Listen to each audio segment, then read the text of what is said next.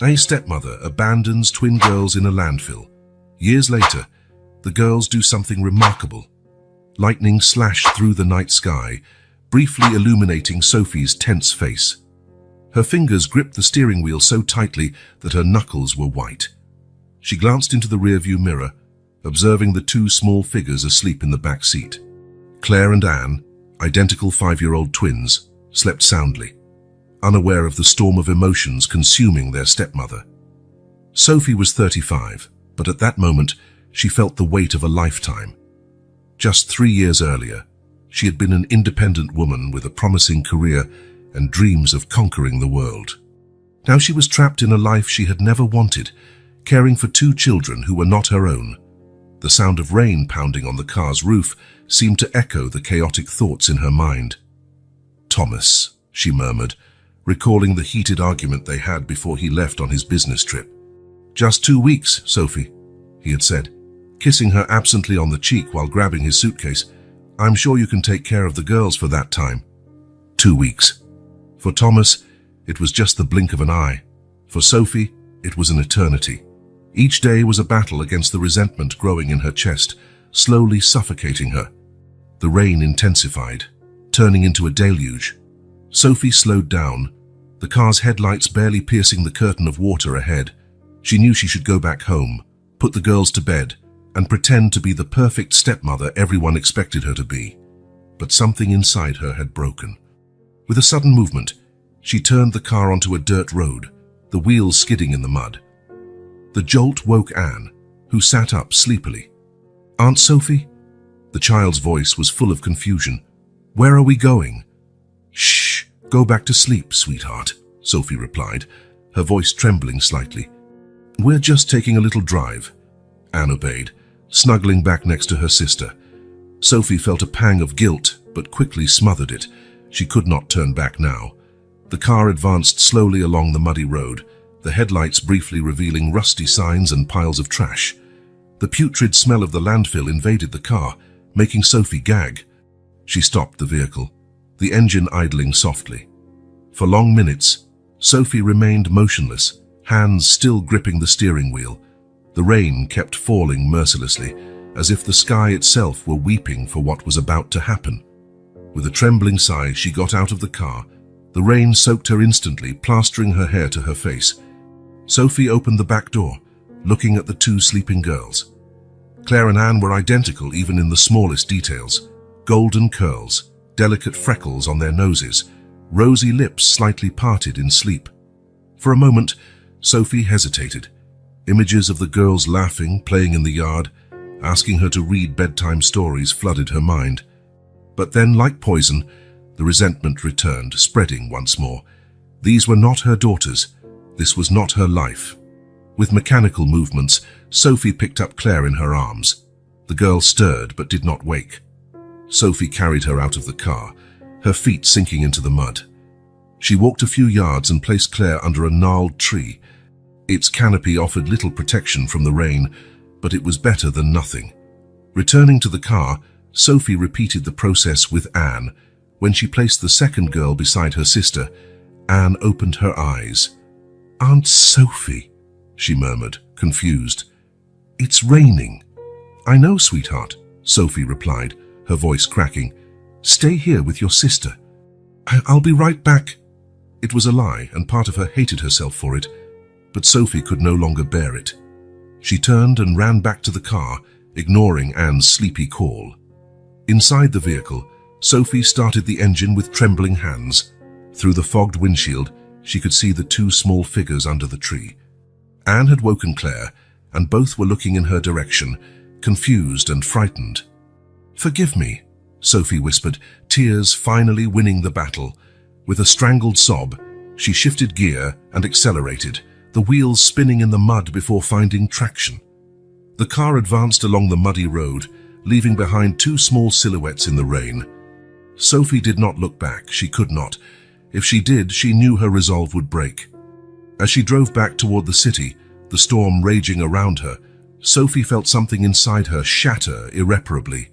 She had done the unthinkable, the unforgivable, but there was no going back. From that rainy night onward, Nothing would ever be the same. Lightning split the sky once more, illuminating the road ahead. Sophie sped up, leaving behind not only two innocent children, but also the woman she once was. The rain continued to fall, washing away her tracks, but nothing could wash away the guilt that would consume her forever. Dawn arrived cold and grey, the previous night's rain replaced by a dense fog that draped over the landfill like a ghostly shroud. Claire was the first to wake, her blue eyes blinking in confusion at the desolate landscape around her. For a moment, she thought she was dreaming, a terrible nightmare from which she would soon awaken in her warm, safe bed. "Anne," she whispered, gently shaking her sister. "Anne, wake up!" Anne groaned, turning in the mud before opening her eyes. The shock on her face mirrored Claire's as reality struck them both. "Where are we?" Anne asked, her voice trembling with fear. "Where's Aunt Sophie?" Claire looked around, expecting to see the car or some sign of their stepmother, but all she saw were mountains of garbage and debris, stretching as far as the eye could see. The smell was nauseating, a mixture of decay and chemicals that turned their stomachs. "I don't know," Claire answered, trying to sound brave for her sister, "but we'll find someone to help us." Holding hands, the twins stood up, their soaked and dirty nightclothes clinging to their small bodies. They began walking, their bare feet sinking into mud and refuse. "Aunt Sophie!" Anne shouted, her voice echoing strangely in the heavy air. "Daddy!" "Someone, please!" Claire joined the calls, but as they ventured deeper into the labyrinth of trash, despair began to take hold. Rats scurried among the mounds of debris, and occasionally they heard the flapping wings of scavenging birds. Fear grew with each step. After what felt like an eternity of walking, Anne stumbled, falling to her knees. She began to cry, large sobs shaking her small frame. "I want to go home, Claire," she sobbed. "I'm scared." Claire hugged her sister, her own tears mixing with Anne's. "It'll be all right," she promised, though she had no idea how. "We'll find help." It was at that moment they heard voices. Adult voices. "Look over there, Pierre," a female voice exclaimed. "They're children." Claire and Anne turned to see a couple approaching quickly. The woman, Marie, was short and sturdy, with greying hair escaping from a colourful scarf. The man, Pierre, was tall and thin, with a scruffy beard and gentle eyes. Marie knelt in front of the twins, her face a mixture of concern and shock. "My God, what are you doing here, little ones?" Anne immediately threw herself into Marie's arms, sobbing uncontrollably. Claire, always the more cautious of the two, took a step forward. "We got lost," she explained, her voice trembling. "Our Aunt Sophie. She brought us here last night and... She could not finish, tears finally conquering her attempt to be strong. Marie looked at Pierre, a silent understanding passing between them. What would they do with two clearly abandoned children? "We can't leave them here," Marie finally said, her voice firm. "It's far too dangerous." Pierre scratched his beard, conflict evident on his face. "What if someone comes looking for them?" "We could have trouble with the authorities." Marie shook her head, determined. "It doesn't matter, they're just children, Pierre. We can't abandon them like whoever brought them here did." After a moment's hesitation, Pierre nodded. He bent down, picking up Anne, while Marie did the same with Claire. "Let's take them home," he said softly. "We can decide what to do later." The journey back to Marie and Pierre's makeshift shack was long and difficult. The twins, exhausted and traumatized, fell asleep in the arms of the strangers who had found them. When they finally reached the small structure of wood and cardboard they called home, Marie and Pierre exchanged worried looks. "What will we do with them?" Pierre asked quietly, gently placing Anne on their only mattress. Marie covered the girls with a worn but clean blanket. "We'll care for them," she answered simply, "at least until we figure out where they came from." Meanwhile, miles away, Thomas was returning from his business trip, eager to see his daughters and his wife. The taxi stopped in front of the elegant suburban home, and Thomas jumped out, grabbing his suitcase. Something felt wrong.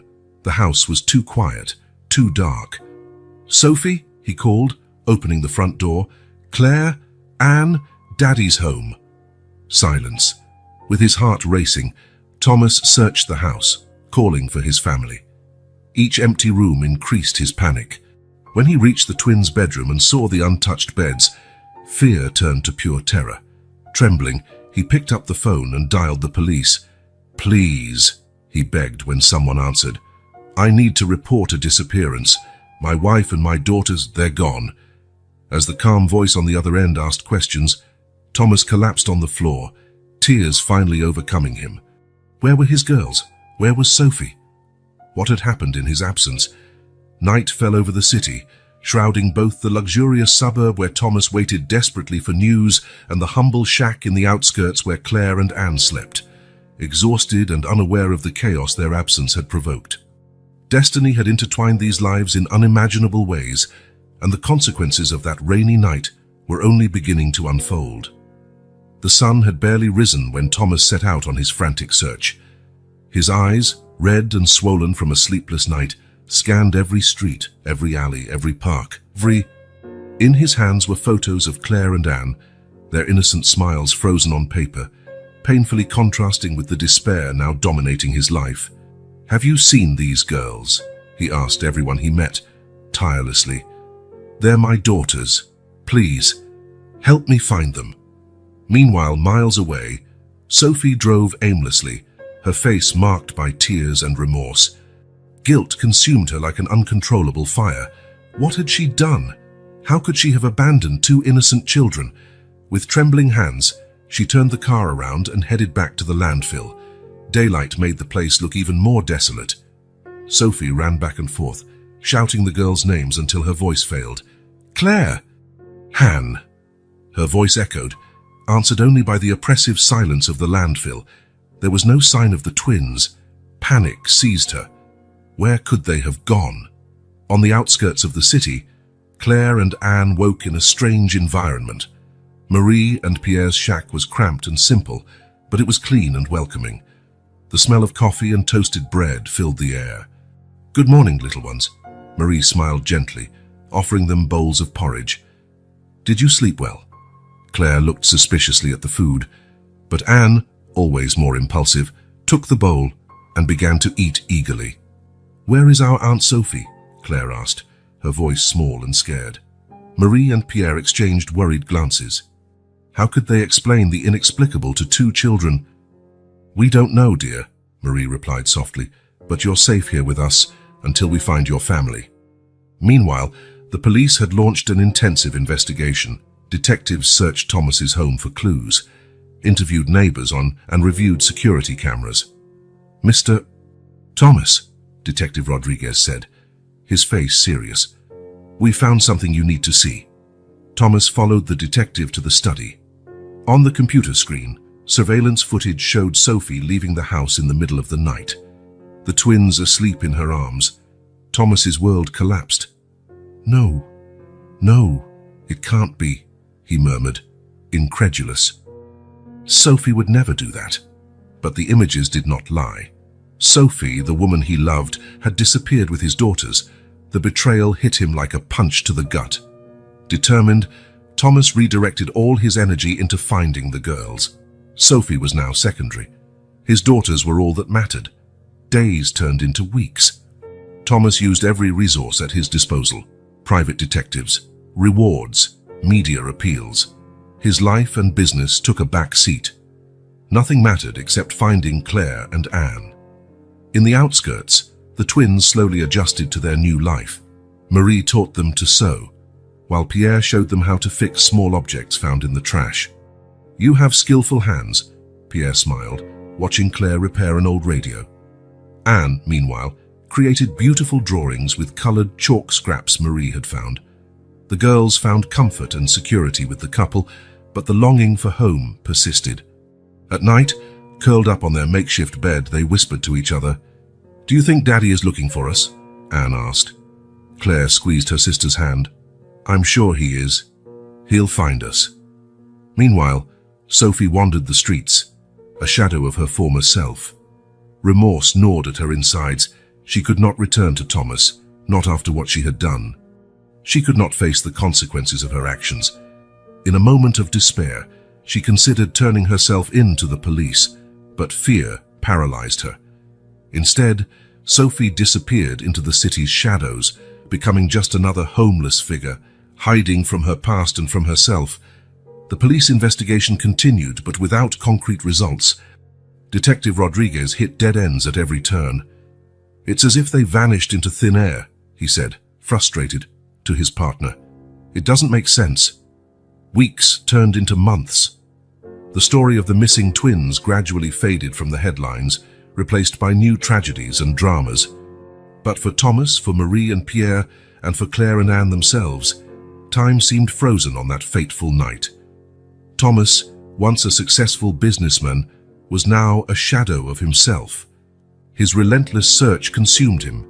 He barely ate, barely slept.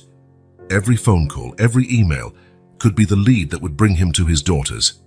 "I will not give up," he whispered to himself every night, looking at photos of Claire and Anne. "I will never give up on you." In the outskirts, Marie and Pierre faced their own dilemmas. They had grown attached to the girls, but they knew they could not keep them forever. "We should go to the police," Pierre suggested one night after the twins had gone to sleep. Marie sighed, running her hand over her tired face. "And say what? That we found 2 children in the landfill and decided to keep them. They'll accuse us of kidnapping." The fear of losing the girls and facing legal trouble kept them stuck in a painful stalemate. Meanwhile, Sophie lived on the streets, tormented by nightmares and remorse. Every child she saw reminded her of Claire and Anne. Every police siren made her tremble with fear. One night, lying on a park bench, Sophie looked up at the stars and whispered, "Forgive me. Please, let someone have found them. Let them be safe and loved." Fate had woven a complex web, connecting lives in unexpected ways. Thomas in his relentless search. Sophie, lost in her own hell of guilt. Marie and Pierre, torn between love for the girls and fear of the consequences. And at the center of it all, Claire and Anne, 2 little survivors adapting to a world they should never have known. Night fell over the city, enveloping broken hearts and fragile hopes in its dark embrace. The future was uncertain, but one thing was clear: nothing would ever be the same again. Time, relentless in its march, had left its mark on all involved in this story. 5 years had passed since that fateful night, each day bringing subtle yet profound changes. In the outskirts of the city, the sun had barely risen when Claire and Anne, now 10 years old, left the small shack they called home. Their faces, once chubby and innocent, now bore the first signs of the hard life they led. But their identical deep blue eyes still shone with surprising resilience. "Come on, Anne," Claire called, adjusting the worn cap that protected her blonde hair from the sun. "We need to reach the recycling depot before the others." Anne nodded, grabbing her makeshift handcart.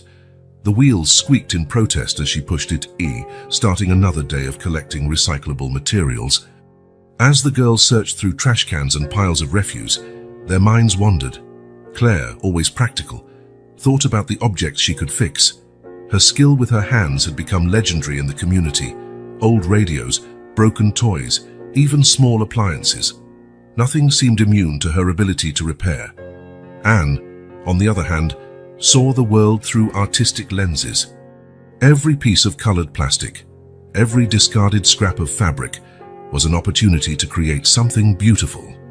Her fingers itched to transform trash into art, giving new life to what others had thrown away. "Look, Claire," Anne exclaimed, holding up a piece of colored glass. "This will be perfect for my mosaic." Claire smiled at her sister, admiring her ability to find beauty even in the toughest circumstances. Meanwhile, miles away in an office once impressive, Thomas stared at a pile of documents with weary eyes. The years of relentless searching had taken their toll. His face, once vibrant and full of life, now bore deep wrinkles and permanent dark circles. "Mr. Thomas," his secretary called softly from the door, "Detective Rodriguez is on the line." Thomas straightened up, a flicker of hope briefly lighting up his dull eyes, but as so many times before, the call brought only disappointment. Another dead end, another lead that went nowhere. Hanging up, Thomas looked at the photo on his desk. Claire and Anne smiled back, frozen in time. How many birthdays had he missed? How many precious moments. "I will not give up," he murmured, touching the photograph with trembling fingers. "I will never give up on you." But reality was cruel. His business, once prosperous, now struggled to stay afloat. Thomas's obsession with finding his daughters had driven away clients and partners. Still, he could not stop. Every cent he earned went to private detectives, rewards, and ads. The girls were all that mattered. Back at the shack, Marie coughed violently, her frail body shaking with the effort. Years of hard work and exposure to the elements had taken their toll. Pierre held her hand, fear evident in his eyes. "We need to take you to a doctor," he murmured, more to himself than to Marie, but both knew they could not afford proper treatment. And there was always the fear that seeking help would alert the authorities about the girls. The love they felt for Claire and Anne kept them trapped in a cruel dilemma.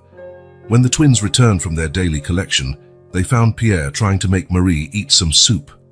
"What happened?" Claire asked, immediately taking on a protective stance. "Nothing, dear." Marie tried to smile, but was interrupted by another coughing fit. Anne approached, her large eyes full of concern. "Can we help? Maybe I can draw something to make you feel better." Marie smiled weakly, touched by the innocent offer. "That would be wonderful, my love." While Anne ran to get her drawing materials, Claire approached Pierre. "It's serious, isn't it?" she asked quietly. Pierre nodded, unable to hide the truth from the perceptive girl. "We're doing the best we can," Claire frowned, her mind already working on solutions. "I'll fix more things," she declared. "We can sell them and get money for medicine." Pierre's heart tightened. The girls were already working so hard. It wasn't fair that they had to carry this burden too. But he knew he could not stop Claire once she set her mind on something. Far away in a dark alley, Sophie huddled under a thin, tattered blanket. Her once silky, well-groomed hair was now tangled and dirty. Her once vibrant eyes were now dull and haunted. Every day was a battle against the remorse that consumed her. Every child she saw on the street made her wonder, could that be Claire or Anne? Had they survived? Guilt was a constant weight, crushing any hope of redemption. Sophie had considered countless times turning herself into the police, confessing her crime, but fear paralyzed her, and so she remained trapped between the desire to atone and the terror of the consequences. In her darkest moments, she found herself murmuring the girls' names like a prayer. "Claire, Anne, forgive me. Please be well. Please be alive." As the day drew to a close at the shack, Claire worked tirelessly on an old radio, determined to make it function again. Anne put the finishing touches on a lovely drawing for Marie, using colorful chalk scraps she had found. Pierre watched the girls with a mix of pride and worry. They had grown so strong, but how long could they maintain this life? How long could they be protected? In Thomas's office, the lights remained on. He examined yet another report, desperately seeking any clue that could lead him to his daughters. In the streets, Sophie curled up in her corner, tormented by nightmares of the past and terrors of the future. Night fell over the city, wrapping everyone in its darkness. But even in the deepest shadows, small sparks of hope persisted. In a shack in the outskirts, two girls fell asleep, their dreams still untouched by their harsh reality. Somewhere, fate continued weaving the threads that might one day reconnect these shattered lives. The shrill sound of the bell announced the end of another school day. For most students, it was a moment of relief and joy. For Claire and Anne, now 15, it was the start of their daily race, to escape before trouble found them. "Hey, you dumpster girls!" Mariana, the leader of the popular crowd, shouted down the corridor. "Find anything good in the trash today?" Claire clenched her fists, her blue eyes flashing with anger. Anne, always more sensitive, lowered her gaze, trying to become invisible. "Ignore them," Claire murmured, pulling her sister's arm. "They're not worth our time." But the cruel words followed them all the way to the school gates. "Careful not to catch any diseases, huh? We don't want you contaminating the whole school." The laughter echoed painfully in their ears as they ran into the street. It had always been like this. Since they had secured a spot at the local public school 3 years ago, the twins had faced daily prejudice and cruelty from classmates who didn't understand their reality. "It's not fair," Anne whispered, tears glistening in her eyes. "We didn't choose this life." Claire hugged her sister, her heart heavy. "I know, but we'll change that. You'll see. We're stronger than they think." It was true. Despite the hardships, the twins had flourished in surprising ways. Claire, with her mechanical talent, had caught the attention of Mr. Johnson, the owner of a small neighborhood repair shop. "Girl," he had said, watching her fix a motor his mechanics had declared lost, "you have a gift. How about a job after school?" For Claire, it was as if the heavens had opened. A job meant money. Money to help Marie, still fighting her illness. Money to buy decent school supplies. Money to dream of a better future. Anne, on the other hand, had turned her artistic talent into a small source of income. Her creations, made from recycled materials, had garnered admirers at the local craft fair. "Your pieces tell stories," an elderly lady had commented, admiring a mosaic made of colored glass shards. "It's as if each fragment has a life of its own." Anne smiled, feeling truly seen for the first time. Her creations were more than simple objects. They were pieces of her soul, tangible manifestations of her dreams and hopes. While the twins worked hard to forge their own paths, miles away in a luxurious office, Thomas signed another international contract. His eyes, though tired, glowed with fierce determination. "With this expansion," he explained to his partner, "we'll be able to widen our search network. More resources, more people looking." His partner hesitated, worry evident on his face. "Thomas, it's been 10 years. Don't you think maybe it's time to—" "To what?" Thomas cut him off, his voice as sharp as steel. "Give up on my daughters? Never. Every cent we earn, every new contact, brings us closer to finding them. I know they're alive, I feel it." His partner sighed, knowing it was useless to argue. The search for the twins had become Thomas's driving force, pushing him to expand his business in ways no one could have foreseen. It was as if he were building an empire just to tear it down in search of his daughters. Back in the outskirts, Pierre faced his own dilemmas. Marie's illness, the rising costs of caring for the girls, the constant struggle to survive, all of this had led him to make decisions he never imagined. "Just this once," he murmured to himself, loading a sealed box into a waiting car in a dark street. "Just until we can afford Marie's treatment." But Pierre knew deep down that there was rarely just once when it came to illicit deals. The money was good, better than anything honest work could provide. And with Claire and Anne growing up, expenses only rose. "What am I doing?" he asked himself on sleepless nights, the weight of guilt crushing his chest. But then he heard Marie's coughing, saw the hopeful faces of the girls, and knew he would do anything to protect his improvised family. It was into this complex scenario that Gabriel, a young and dedicated social worker, stepped in. Assigned to investigate reports of child labor in the region, he soon became intrigued by the twins' case. "There's something strange here," he commented to his supervisor, flipping through the scant records he had managed to gather. "Two girls, living with a couple who aren't their legal guardians, without proper documentation." "Gabriel," his supervisor sighed, "we have dozens of similar cases. The system is overwhelmed." But Gabriel couldn't let it go. There was something in those girls' eyes, a mix of strength and vulnerability that touched him deeply. "I need to dig deeper," he decided. "There's a story here, and I'm going to uncover it."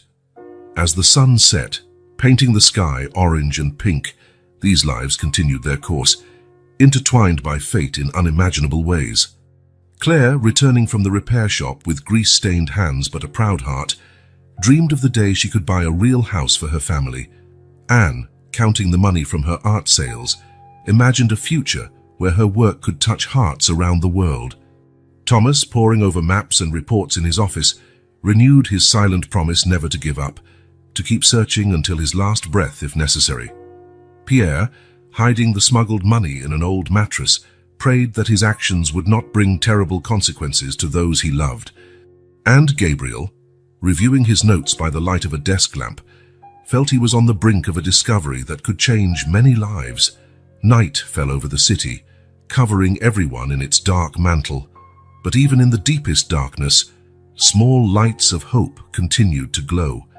In a shack on the outskirts, two young girls fell asleep, their dreams still intact despite their hardships. In a lonely mansion, a father refused to give up. And somewhere between these two worlds, fate continued weaving its intricate web, preparing to unite these loose threads in ways no one could predict. Adversities had shaped Claire and Anne, turning them into resilient and determined young women. But the future still held many challenges. How would they face the revelations to come? How would they react when the past they did not know finally caught up with them? Only time could answer.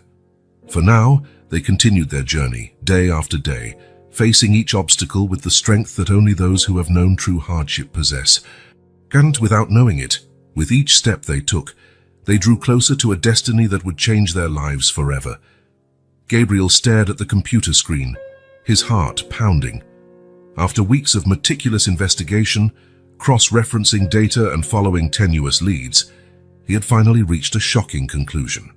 The twins living in the shack with Marie and Pierre were not just undocumented girls. They were Claire and Anne, the missing daughters of businessman Thomas Almeida. With trembling hands, Gabriel picked up the phone. He hesitated for a moment, aware that the call he was about to make would forever change several lives. Finally, summoning his courage, he dialed, "Hello, Mr. Almeida. This is Gabriel Silva, a social worker. I have information about your daughters." On the other end of the line, Thomas felt his world stop. 10 years of relentless searching, 10 years of frustrated hopes and false leads.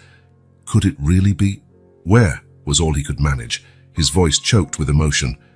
Hours later, Thomas found himself standing before a small shack on the city's outskirts. His heart pounded so hard, it felt as if it would burst from his chest. Gabriel stood beside him, trying to prepare him for what lay ahead. "Mr. Almeida, it's important you understand. The girls have lived here for 10 years. This is the only life they know now." But Thomas hardly heard him.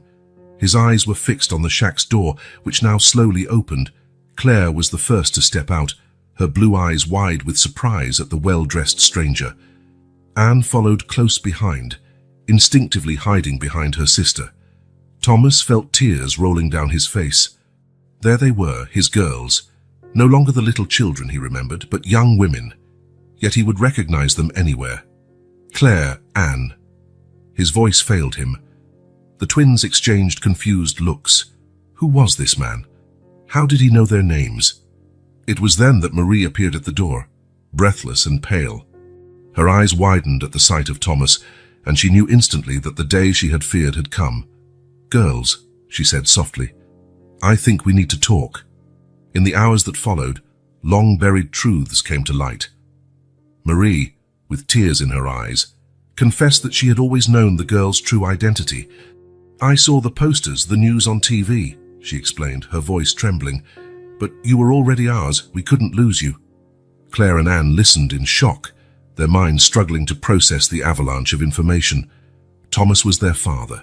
They had another life, a life stolen from them 10 years ago. "Why?" Claire finally asked, her voice laden with emotion. "Why were we abandoned?"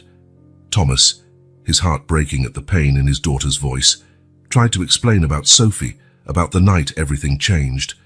But words seemed inadequate, incapable of bridging the gap of 10 lost years. Anne, always the more sensitive, began to cry quietly. What now? What happens to us? The question hung in the air, heavy and unanswered. Thomas wanted to embrace his daughters, take them home, recover lost time, but he saw the fear and confusion in their eyes. To them, he was a stranger. I have a big house," he began hesitantly. "There's room for everyone if you want. Marie, Pierre, you two." But before anyone could respond, the door burst open. 2 police officers entered, followed by Pierre in handcuffs. "What's happening?" Claire shouted, instinctively placing herself between the officers and Marie. "Pierre Souza, you're under arrest for involvement in a smuggling ring," one of the officers announced coldly. Chaos erupted in the small shack. Marie collapsed, sobbing uncontrollably. Anne shrank into a corner, overwhelmed by everything. Claire, always the protector, tried simultaneously to comfort Marie and demand explanations from the officers. Thomas watched the scene, feeling utterly powerless. This was not the reunion he had dreamed of for 10 long years. Gabriel, realizing the situation was spiraling out of control, tried to intervene. "Please, everyone calm down. We can resolve this in a civilized manner." But emotions were running high. Years of secrets, lies, and pain exploded all at once, leaving everyone stunned and vulnerable. Meanwhile, miles away, in a small shelter for the homeless, Sophie served soup to those in need, as she did every night for years. It was her form of penance, a desperate attempt to atone for her sins. That's when she heard, coming from a small TV in the corner. Breaking news: the Almeida twins, missing for 10 years, were found living on the city's outskirts. Businessman Thomas Almeida reunited with his daughters today. The soup ladle slipped from Sophie's trembling hands, shattering on the floor. Her world spun. Claire and Anne were alive. Thomas had found them. "My God," she whispered, staggering backward. "What have I done?" Back at the shack, the situation finally began to calm down. Pierre had been taken away, leaving behind a devastated Marie and 2 teenage girls in shock. Thomas, gathering all his courage, approached his daughters. "I know this is a lot to take in," he said softly. "I don't expect you to accept me as your father right away. I just ask for a chance to know you, to be part of your lives." Claire and Anne exchanged glances. 10 years of living in poverty, fighting daily for survival, had made them cautious. But there was also a spark of curiosity, a repressed desire to know their origins. Can we think about it?" Claire finally whispered. Thomas nodded, his heart breaking a little more, but understanding the need to give his daughters space. "Of course. Take all the time you need. I'll be here waiting." As night fell over the city, lives once separated by a decade began the painful process of reconnection. In the small shack, Claire and Anne held each other, seeking comfort as always. Marie wept silently, fearing the uncertain future. Thomas, sitting in his luxurious car parked on the street, looked at a faded photo of 2 smiling little girls, barely believing he had finally found them. And in a distant shelter, Sophie faced the demons of her past, knowing it was only a matter of time before the whole truth came to light. Fate had intertwined these lives in unimaginable ways, and now finally, the knots were starting to unravel. What did the future hold for this shattered family? Only time would tell. But one thing was certain: nothing would ever be the same again. The lawyer's office was silent, except for the soft hum of the air conditioning and the occasional clink of a coffee cup being set down. Thomas, with deep, dark circles under his eyes, listened intently as his lawyer explained the legal process ahead. "It will be a difficult battle, Mr. Almeida," Dr. Mendez warned. "Technically, the girls were abducted, but they've lived with Marie and Pierre for 10 years. There are strong emotional ties there." Thomas nodded, his heart heavy. "I understand, but they're my daughters. I want to give them the life they always should have had." Meanwhile, back at the shack, Claire and Anne faced their own emotional turmoil. Sitting on the narrow bed they shared, the twins spoke in hushed tones, trying to process the revelations of recent days. "What do you think?" Anne asked, her voice trembling slightly. "About him, our father." Claire sighed, running a hand through her hair in frustration. "I don't know, Anne. He seems nice, rich. He could give us a better life, I guess." "But what about Marie?" Anne protested, tears shining in her eyes. "She raised us all these years. We can't just abandon her." The dilemma weighed heavily on both of them. Loyalty to Marie, the woman who had raised and loved them, clashed with the possibility of a life they had never imagined possible. In the tiny kitchen, Marie coughed violently again, her frail body shaking. Her already precarious health seemed to worsen each day since Pierre's arrest. The stress of recent weeks took its toll. Claire jumped up the moment she heard the cough, running to help. "Marie, you need to rest," she insisted, guiding the older woman back to bed. Marie smiled weakly, caressing Claire's face. "My strong girl," she murmured. "Don't worry about me. You two need to think about your future now." Marie's words, though spoken with love, only increased the weight of the decision facing the twins. Gabriel, the social worker, did his best to navigate these turbulent waters. He spent hours in meetings trying to find a solution that met everyone's needs.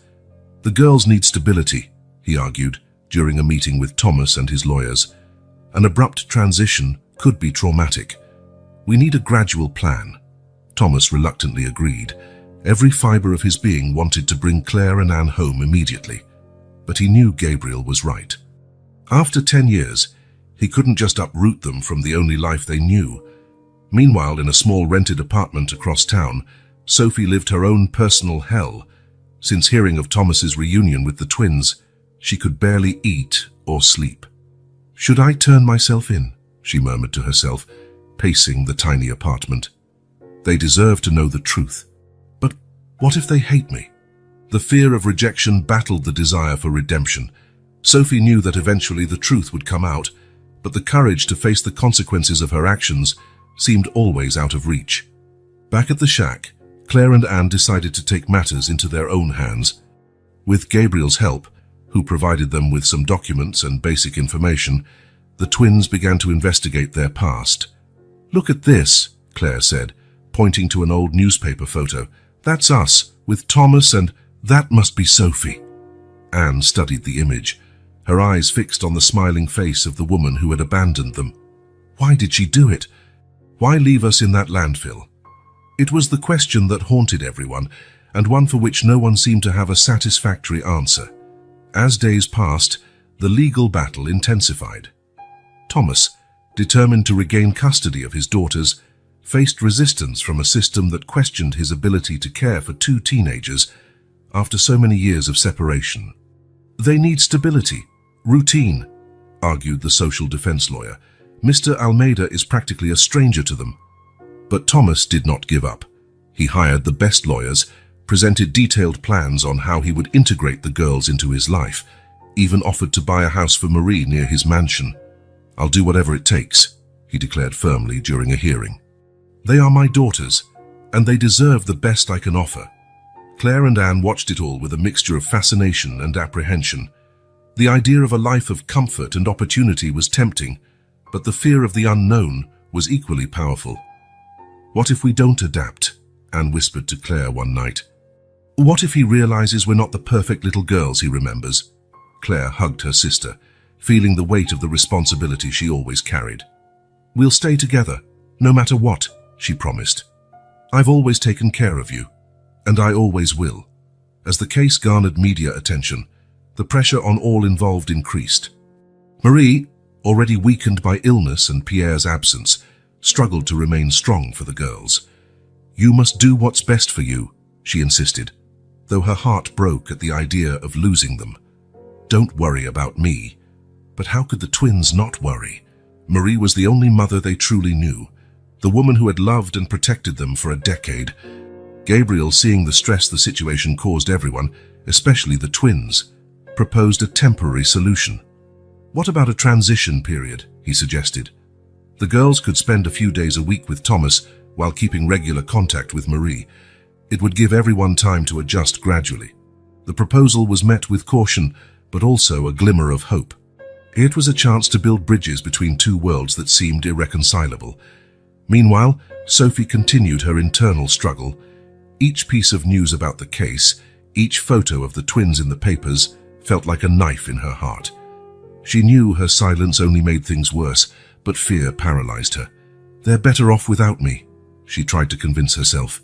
Telling the truth now would only cause more pain. But deep down, Sophie knew the truth always finds a way. It was only a matter of time before her past caught up with her. As this chapter closed, the lives of all involved remained in a delicate balance. Thomas, determined to reclaim his daughters. Marie, fighting illness and fearing the loss of her adopted family. Claire and Anne, torn between two worlds, trying to find their place. And Sophie, hidden in the shadows, carrying a secret that could change everything. The future was uncertain, but one thing was clear: the battles, both legal and emotional, were far from over. The path to healing and reconciliation would be long and difficult, but perhaps, just perhaps, There was hope on the horizon. The sun had barely risen when Claire slipped out of the shack, determination shining in her blue eyes. Weeks of careful investigation had led her to this moment. Heart pounding, she headed for the public library, where she had spent hours searching old newspapers and online records. Meanwhile, Anne, always more compassionate, had decided to help at a local shelter. "We need to give something back," she told Claire. "We were lucky to have Marie and Pierre. Not everyone has that chance." This morning, Anne was ladling soup to those in need, her gentle smile brightening the shelter's somber atmosphere. That's when her eyes fell on a middle-aged woman with graying hair and a haunted look. "Are you okay, ma'am?" Anne asked, noticing how the woman's hands trembled as she held the bowl of soup.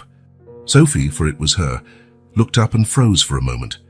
It was like seeing a ghost, a younger version of herself.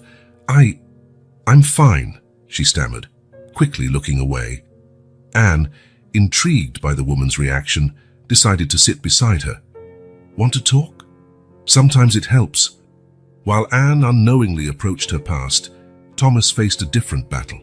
He had called a meeting with Marie and Pierre, recently released on bail, at his lawyer's office. "I want the truth," Thomas demanded, his voice trembling with contained emotion. "How did you find my daughters? Why didn't you return them?" Marie, pale and visibly shaken, began telling the story of that fateful night at the landfill. Pierre, holding her hand, occasionally added details. As the truth emerged, Thomas felt a mixture of gratitude and anger. Gratitude that they had saved and cared for his daughters. Anger that they had denied him 10 years of fatherhood. "You had no right," he finally said, tears streaming down his face. "No," Marie agreed softly. "But love doesn't always follow rules, Mr. Almeida. We loved them as if they were our own." While this difficult conversation unfolded, Claire made a shocking discovery at the library. Hidden among piles of old newspapers, she finally found the missing piece of the puzzle. "No way," she murmured, staring at an article detailing the search for Sophie Almeida, Thomas's wife, who disappeared the same night the twins did. Sophie's photo stared back at her, and Claire felt her world spin. Determined to confront this new truth, Claire raced to the shelter where she knew Anne would be. She needed to share this discovery with her sister. Arriving there, Claire found a surreal scene. Anne chatting animatedly with a woman who was the living image of the photo she had just seen. "Anne!" Claire called, her voice trembling with emotion. That woman?" Sophie, upon hearing Claire's voice, stood up abruptly, spilling the soup bowl. The noise attracted everyone's attention. "Who are you?" Anne asked, confused by Claire's and Sophie's reactions. At that moment, Gabriel, alerted by Thomas about the girls' discoveries, arrived at the shelter. Perceiving the tension in the air, he quickly took control of the situation. "I think we all need to talk," he said calmly. "There's a lot to clarify." In a matter of hours, everyone involved in this complex plot gathered in a conference room downtown.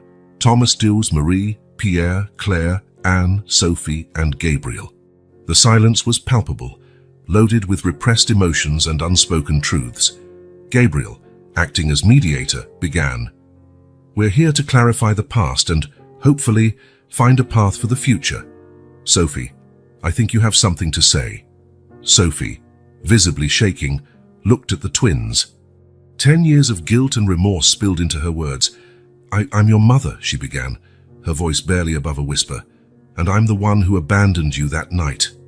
The confession fell like a bomb in the room. Thomas paled, Marie sobbed softly, and the twins were paralyzed with shock. Sophie continued, detailing that night of abandonment, the years of torment and guilt. When she finished, she was sobbing uncontrollably. It was then that 2 police officers entered the room. Gabriel had called them, knowing Sophie's confession would lead to her arrest. "Sophie Almeida, you are under arrest for abandoning Claire and Anne Almeida," one of the officers announced, approaching with handcuffs. What happened next surprised everyone. Claire, always the pragmatic and tough one, stepped forward. Her usually firm voice trembled slightly. "Wait," she said to the officer. Then, turning to Sophie, she continued, "What you did was terrible. You caused us pain and suffering you can't imagine. But looking at you now, I realize you hurt yourself most of all. You carried this weight for years. I hope you find peace and can forgive yourself one day, just as we're learning to forgive." Anne, tears in her eyes, joined her sister. "Your action led us down a hard path, but it also taught us about compassion and the importance of family, whatever shape it takes. I hope you use this time to reflect and become a better person." The room fell silent. The maturity and compassion shown by the twins left everyone astonished. Thomas, tears in his eyes, embraced his daughters, overwhelmed with pride. Marie and Pierre watched, a mixture of sadness and admiration on their faces. Sophie, visibly moved by her daughter's words, allowed the officers to cuff her. But before being taken away, she looked at Claire and Anne one last time. "Thank you," she whispered. "You're so much stronger and better than I ever was." As Sophie was led out, Gabriel looked at the remaining group. "That was unexpected," he said softly. "But I think it's a start towards healing and maybe reconciliation." Thomas held his daughters tighter. "I'm so proud of you," he murmured. Claire and Anne exchanged glances, a silent understanding passing between them. The road ahead would still be difficult, full of challenges and complex emotions, but at that moment, they had taken the first step toward healing. The room slowly emptied, leaving behind the echo of revealed truths and lessons learned.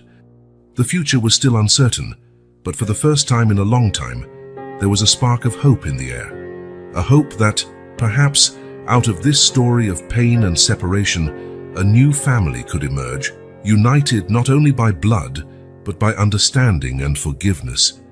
The morning sun filtered through the curtains of the temporary room Claire and Anne now occupied in state custody. The twins, still groggy, surveyed the unfamiliar surroundings with a mix of curiosity and apprehension. "It's strange, isn't it?" Anne murmured, hugging her pillow. "Having a room just for the two of us." Claire nodded, her mind already calculating the next steps. "It's temporary," she reminded her sister. Until they decide what to do with us." The judge's decision to place them under temporary state custody was a shock to everyone. Thomas had argued vehemently against it, but the judge insisted the girls needed a neutral environment to process everything that had happened. That very morning, Thomas arrived at the care home, determined to spend time with his daughters. He brought photo albums, old toys, anything that could help rebuild the lost connection. "Look," he said gently, showing the girls a photo. "This was the day you learned to walk. You were first, Claire." Always so determined. The twins looked at the image, a swirl of emotions in their faces. It was strange to see evidence of a life they didn't remember, with a father they barely knew. "Why did you never give up looking for us?" Anne suddenly asked, her voice trembling slightly. Thomas felt his heart tighten. "Because you're my daughters," he replied, tears in his eyes. "There's nothing in the world I wouldn't do for you." Claire, always more reserved, watched the interaction in silence. She wanted to believe, wanted to embrace this promise of unconditional love, but years of struggle and distrust made her hesitate. Meanwhile, miles away in a solitary cell, Sophie faced the demons of her past. The twins' words of forgiveness echoed in her mind, a painful contrast to the guilt that consumed her. "How could I do that?" she asked herself, silent tears running down her face. "How could I abandon my own daughters?" The prison psychologist, Dr. Oliver, worked tirelessly with Sophie, helping her navigate the turmoil of emotions. "Regret is the first step, Doctor," Oliver reminded her gently. "Now we need to focus on how you can redeem yourself, even from a distance." Sophie nodded, determined to do whatever it took to earn her daughter's forgiveness. In the city, the hospital was in upheaval. Marie had been rushed to the hospital, her health deteriorating rapidly. Pierre, recently released after serving a reduced sentence, rushed to Marie's side. "I'm here, my love," he whispered, holding her frail hand. "We'll get through this together." When news reached the twins, it was like a punch to the stomach. Marie, the only mother they truly knew, was fighting for her life. "We need to see her," Claire insisted, her normally calm voice now filled with urgency. Gabriel, ever the silent guardian, quickly arranged a hospital visit. Thomas, seeing the desperation in his daughter's eyes, offered to drive them. In the hospital room, the constant beep of heart monitors filled the air. Marie, pale and weak, opened her eyes upon hearing the girls' voices. "My little ones," she whispered, a weak smile lighting her tired face. Anne immediately ran to embrace her, tears flowing freely. Claire, trying to remain composed, held Marie's other hand. "You'll get better," Claire said firmly, as if she could make it true by sheer will. Thomas watched from the corner of the room, his heart aching. He could see the deep love between Marie and the girls, a painful reminder of the years he had lost. Pierre, noticing Thomas's presence, approached him hesitantly. "Thank you for bringing them," he said softly. "It means a lot to Marie, and to me." The two men exchanged a look of mutual understanding. Both loved the girls, both wanted what was best for them. Perhaps, they realized, they didn't have to be enemies on this journey. In the weeks that followed, Claire and Anne began therapy sessions with Dr. Renata, a psychologist specializing in childhood trauma. "How do you feel about having so many parental figures in your lives now, Doctor?" Renata asked gently during a session. Anne bit her lip, thoughtful. "It's confusing," she admitted. "Thomas, Dad, he tries so hard, and I want to let him in, but we're scared," Claire finished, surprising everyone with her sudden honesty. "What if he gives up on us? What if we're not what he expects?" Dr. Renata nodded understandingly. "It's natural to have these fears. You've been through so much. But remember, there's no deadline for building relationships. It's okay to take it slow." The therapy sessions became a refuge for the twins, a place where they could freely express their fears, hopes, and confusion. Thomas, determined to prove his commitment, visited the girls daily. He brought stories of their childhood, shared memories from when they were little, and most importantly, he listened. He listened to their lives with Marie and Pierre, to their dreams and fears. Slowly, almost imperceptibly, barriers began to fall. A smile here, a hesitant hug there. Small moments of connection that fueled Thomas's hope. In prison, Sophie worked tirelessly on her rehabilitation. She began writing letters to her daughters, letters she might never send, but which helped her process her feelings and remorse. "My dear Claire and Anne," she wrote one night, tears staining the paper, "there are not enough words to express my regret. But I promise you, and myself, that I will spend the rest of my life trying to be someone worthy of your forgiveness." In the hospital, Marie fought bravely, her determination fueled by love for the girls she had raised. Pierre was by her side constantly, determined to right past wrongs and be the support she needed. Claire and Anne visited whenever they could, bringing drawings, flowers, and most importantly, their love and gratitude. As days passed, a new dynamic began to form. Thomas, Pierre, and Gabriel formed an unlikely alliance, all united by the desire to provide stability and love for the twins. "They need all of us," Gabriel observed during a meeting. "Each of you has an important role in their lives." Slowly, painfully, the bonds began to rebuild. They were not perfect, they were full of scars and doubts, but they were real and grew stronger each day. One night, as Thomas drove the twins back to the care home after a visit to Marie, Anne surprised everyone by timidly asking, Could we see your house someday? Where we used to live?" Thomas felt his heart leap. "Of course," he replied, struggling to contain the emotion in his voice. "Whenever you're ready." Claire, in the back seat, remained silent, but Thomas noticed a small smile on her lips through the rearview mirror. It was a small step, but significant. The road ahead was still long and uncertain, but for the first time in a long time, there was genuine hope that this fragmented family could one day become whole again. The smell of freshly brewed coffee filled the kitchen of the Almeida's mansion as Claire came down the stairs, her blonde hair tied in a messy ponytail. She found Thomas already at the table, reading the newspaper with a steaming mug beside him. "Good morning, Dad," she murmured, still getting used to the word that, a year ago, had felt so strange on her tongue. Thomas looked up, a warm smile lighting his face. "Good morning, sweetheart. Ready for another day at the workshop?" Claire nodded, a spark of enthusiasm in her eyes. In the past months, she had found her place in Thomas's company, transforming a once-abandoned workshop into a small innovation center. "I'm almost done with the prototype of the new filtration system," she commented, filling her own mug. "If it works, it could revolutionize water treatment in underprivileged communities." Thomas felt a surge of pride. Claire had inherited not only his aptitude for business, but also a genuine desire to make a difference in the world. Upstairs, Anne was absorbed in her own creative universe. Her room, once impeccably tidy, was now an organized chaos of recycled materials, paints, and tools. "Anne," Thomas called softly, knocking on the slightly open door, "breakfast is ready." Anne looked up from her artwork, paint stains on her face. "Just one more minute, Dad. I'm almost done with this piece for the exhibit." Thomas entered the room, marveling at the transformation Anne had created. From discarded plastic, metal, and glass, she had constructed stunning sculptures that told stories of resilience and renewal. "It's incredible," he commented, admiring a particularly striking piece that seemed to capture the essence of their family's journey. "You have a gift, Anne." Anne blushed at the compliment, still adjusting to the idea of having a father who supported her dreams without question. As the twins prepared for their respective days, Thomas reflected on the year that had passed.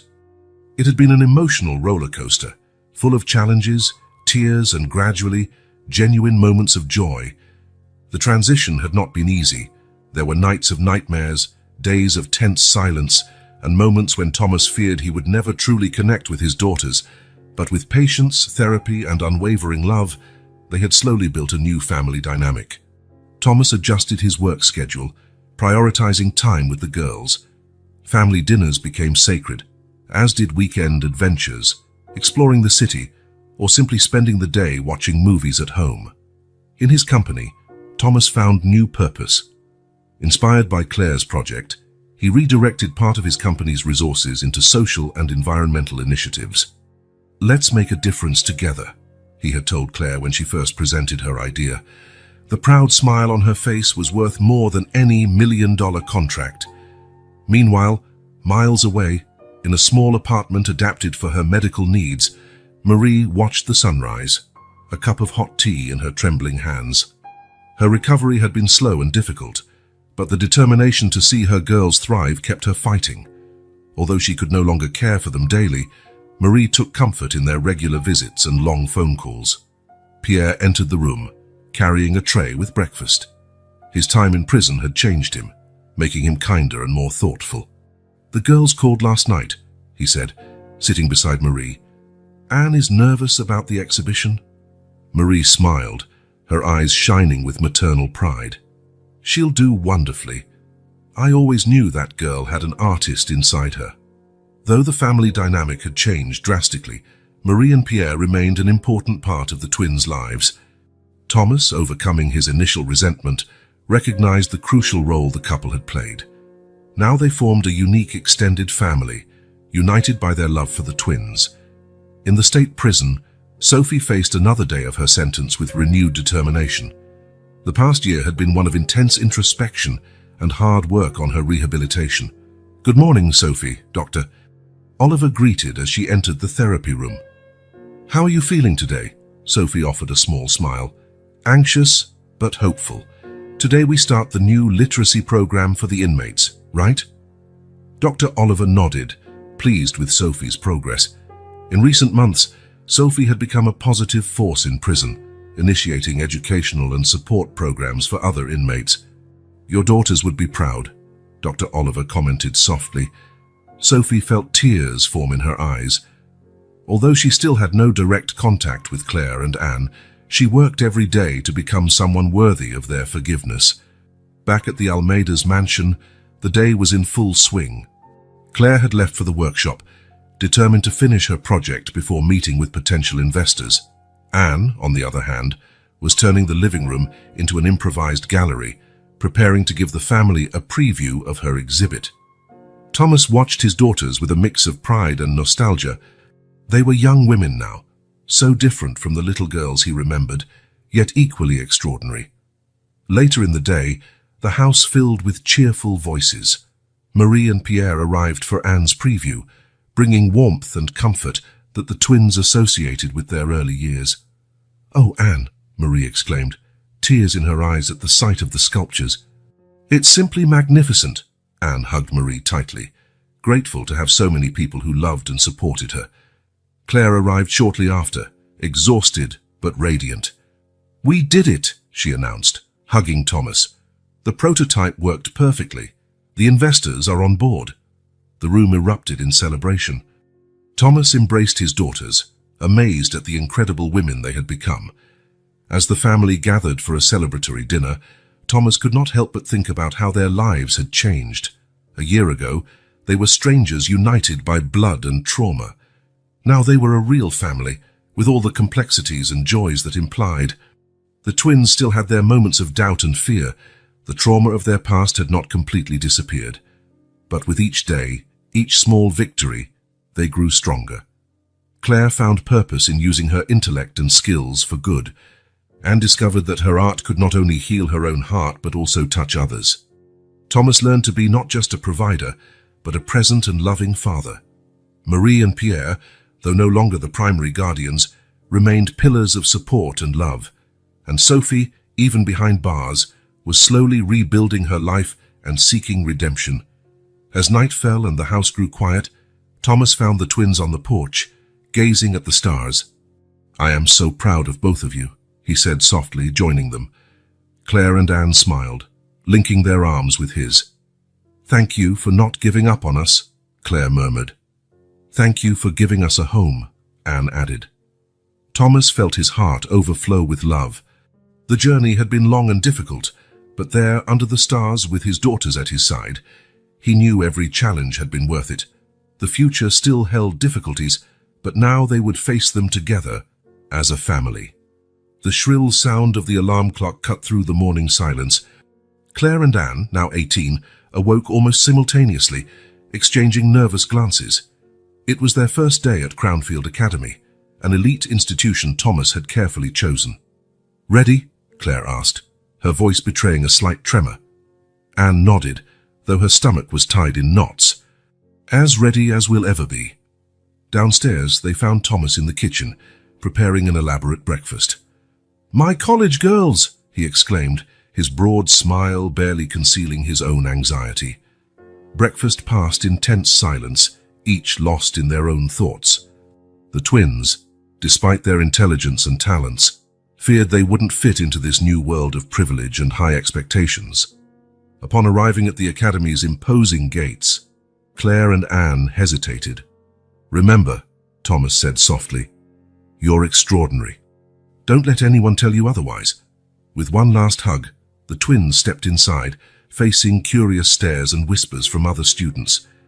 Meanwhile, Thomas headed to the office, his mind already turning to the problems awaiting him. An unexpected crisis had arisen. One of his biggest international contracts was at risk of cancellation. "Sir," his assistant intercepted him as he entered. "The board is demanding an emergency meeting. They're talking about drastic cuts to compensate for potential losses." Thomas felt the weight of the world on his shoulders. He had promised himself and the girls that he would be more present, not let work consume his life again. But now everything he had worked for was on the line. At Crownfield Academy, Claire found herself captivated by a lecture on environmental engineering. The professor, Dr. Green, spoke passionately about innovative solutions to global problems. "That," Claire thought, feeling a surge of enthusiasm, "is what I want to do." Anne, meanwhile, was in the art class, lost in her own world as she worked on a project. Her teacher, Mrs. Oliver, observed with growing admiration. "Anne," she called after class, "have you considered studying art abroad? There's an incredible program in Paris that would be perfect for you." Anne's eyes widened. Paris, a dream she hardly dared to have. That afternoon, when the twins returned home, they found Thomas on the phone, his voice tense as he discussed numbers and strategies. He barely looked up when they entered, immersed in his professional crisis. "Dad?" Claire called hesitantly. Thomas raised a hand, signaling them to wait. The twins exchanged worried glances, painfully reminded of the days they felt invisible and neglected. Miles away, Marie and Pierre were sitting in their small living room, an atmosphere of expectation in the air. "Are you sure about this?" Pierre asked gently, holding Marie's hand. Marie nodded, her eyes bright. "I've never been so sure. Taking care of Claire and Anne was the most rewarding experience of my life. I want to give that love to another child who needs it." Pierre smiled, feeling his heart expand. The idea of adopting a child, creating a family in their own way, felt right. Meanwhile, in a small room at a rehabilitation center, Sophie faced her reflection in the mirror. Today was the day. After years of incarceration and intensive therapy, she was being released. "Remember," Dr. Oliver said gently, "take it slow. Rebuilding relationships takes time." Sophie nodded, her heart a mix of fear and hope. She had worked hard to become a better person, to deserve a second chance. But would her family be willing to give it? Back at the Almeida's mansion, tension was palpable. Thomas finally ended his call, looking years older. "Girls," he began, his voice tired. "I'm sorry, It's okay," Claire interrupted, her voice cold. "We're used to not being a priority." Thomas felt as if he'd been punched.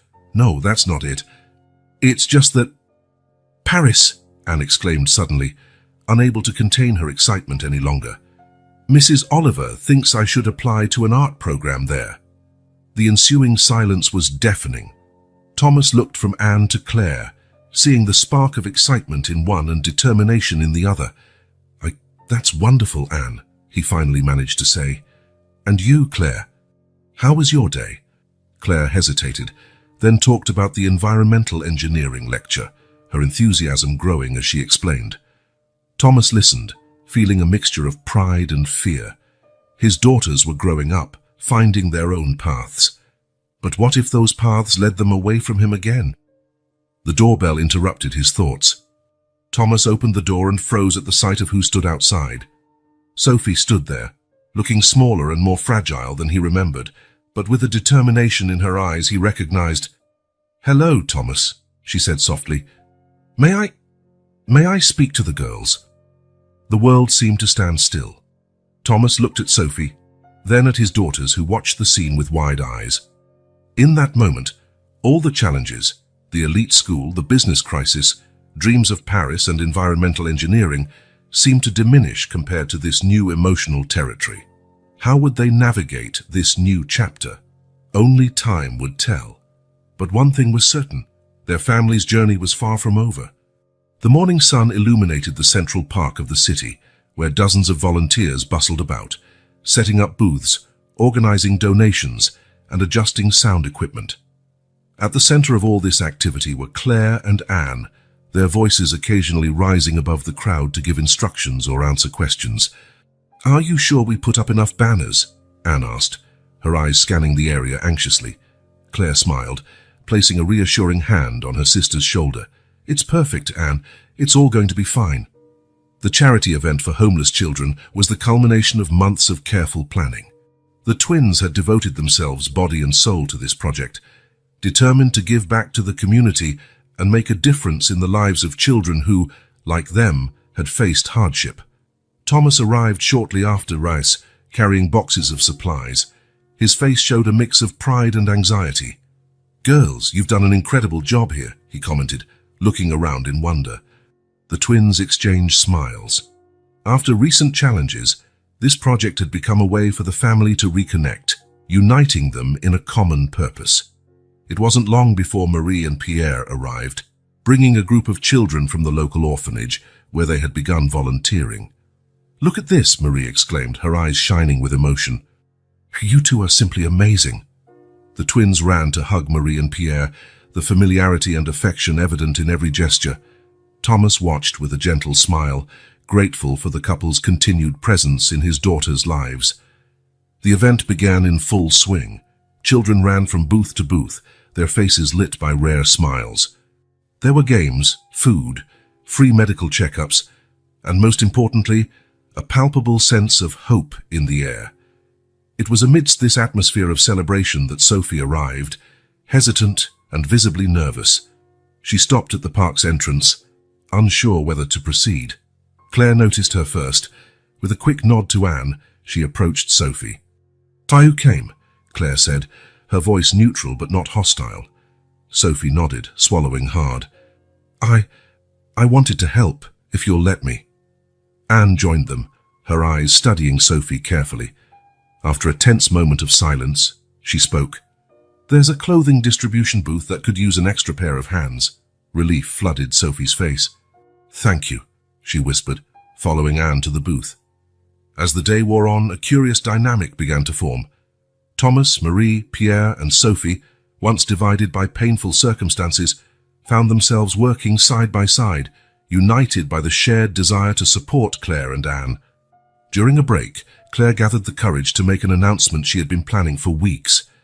"Dad," she began, drawing Thomas's attention, "I've made a decision about my future."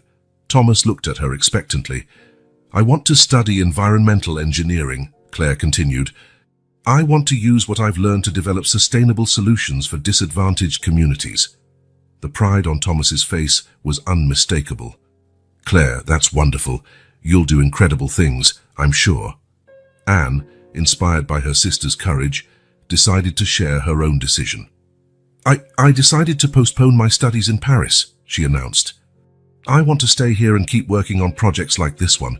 There's so much to do in our own community." Marie and Pierre exchanged emotional glances, clearly touched by the twins' compassion and dedication. Sophie, who had remained silent, finally spoke. "If you'll let me, I'd like to volunteer to help in future projects. I know I can't undo the past, but I want to be part of a better future." There was a moment of tension, all eyes on Claire and Anne. The twins looked at each other, a silent conversation passing between them. Finally, Claire nodded. "We accept your offer, Sophie. Everyone deserves a second chance." Thomas, observing the interaction, felt an idea forming. "What if we expand this?" he suggested. "Marie, Pierre, you have invaluable experience working with vulnerable children. With Claire's engineering knowledge and Anne's artistic talents, we could create something truly meaningful." Enthusiasm was tangible as everyone began discussing possibilities. The idea of a foundation combining social assistance, education, and sustainable development began to take shape. As the sun began to set, casting a golden glow over the park, Claire and Anne stepped aside, watching the scene before them. "Did you ever imagine we'd get here?" Anne asked softly. Claire shook her head, a gentle smile on her lips. "Not in my wildest dreams. But I'm grateful we did." The sisters linked arms, feeling the weight of their years of struggle, pain, and, finally, healing. The future that stretched out before them was bright, full of possibilities, and, more importantly, filled with love. As they returned to join their newly expanded and reconciled family, Claire and Anne knew that whatever the future held, they would face it together, stronger than ever. The rising sun painted the sky in shades of pink and gold, illuminating the modern facade of the building housing the new Pathways Foundation. At the entrance, a colorful mosaic made from recycled materials displayed the foundation's logo, two intertwined hands forming a heart. Claire, now 20, walked through the glass doors, her determined footsteps echoing in the lobby. 2 years had passed since the charity event in the park, and the dream born that day had flourished beyond their wildest expectations. "Good morning, Mrs. Claire." The security guard greeted her warmly. Claire returned the smile, remembering how this man, once homeless, was one of the first beneficiaries of the Foundation's programs. On the 3rd floor, she found her sister Anne leaning over a large drawing table, surrounded by enthusiastic children. "And so," Anne explained, her eyes shining with passion, "we can turn something that would have been thrown away into a unique work of art." The children watched in awe as Anne demonstrated how to create a sculpture from plastic bottles and other recycled materials. Claire observed for a moment, her heart overflowing with pride. Anne had found her calling, using her art not only to create beauty but to inspire and educate. "Anne," Claire called softly, not wanting to interrupt, "the meeting starts in 10 minutes. Anne nodded, bidding the children a fond farewell before following her sister to the conference room. Inside, Thomas was already seated at the head of the table, reviewing documents. Seeing his daughters enter, his face lit up with a smile. "Good morning, my stars," he greeted them warmly.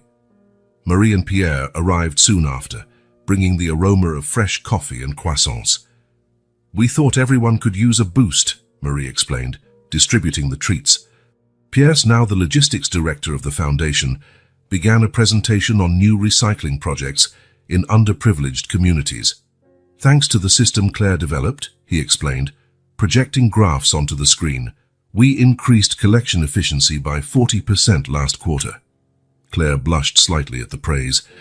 Her work in environmental engineering had revolutionized the foundation's approach to sustainability, creating innovative solutions implemented in dozens of communities. The meeting continued, with each team member sharing updates and ideas. The dynamic between them was fluid and respectful, forged over years of working together.